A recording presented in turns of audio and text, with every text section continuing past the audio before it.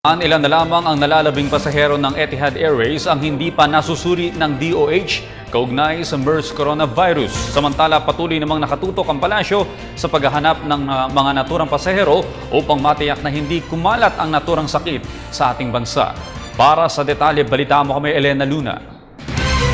Negatibo sa Middle East Respiratory Syndrome o MERS coronavirus ang 221 pasahero ng Etihad Airways na dumating noong April 15. Ito ang ibinalita ng Malacanang matapos ipag-utos ni Pangulong Aquino ang pagsusuri sa mga pasahero ng flight EY0424.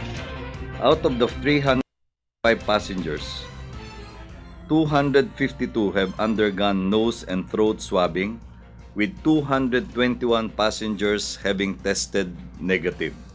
We are still awaiting the swab results of the 31 other passengers. Pero patuloy pa rin nananawagan ng gobyerno sa mga natitirang pasahero na sumailalim sa pagsusuri.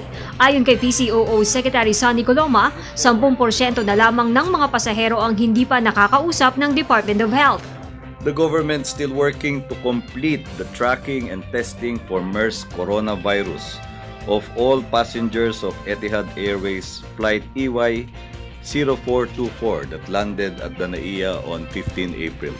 According to the DOH, as of this time, only 43 out of 414 have not been contacted. 325 passengers, or almost 80%, have been contacted, while 46 passengers are still undergoing contact. Sa kabila ng mabuting balitang ito, ipinapaalala pa rin ng Malacanang sa publiko ang maging maingat.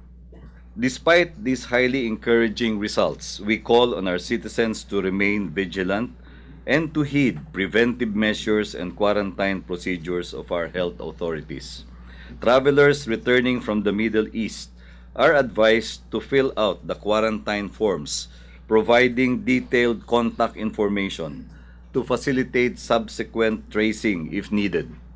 Those who become ill within 2 weeks upon arrival are strongly advised to seek immediate medical attention from all public hospitals and or any DOH accredited medical facilities and to delay visits to crowded places. Bukas 24 oras ang mga hotlines para sa MERS coronavirus. Para sa Telebisyon ng Bayan, Elena Luna.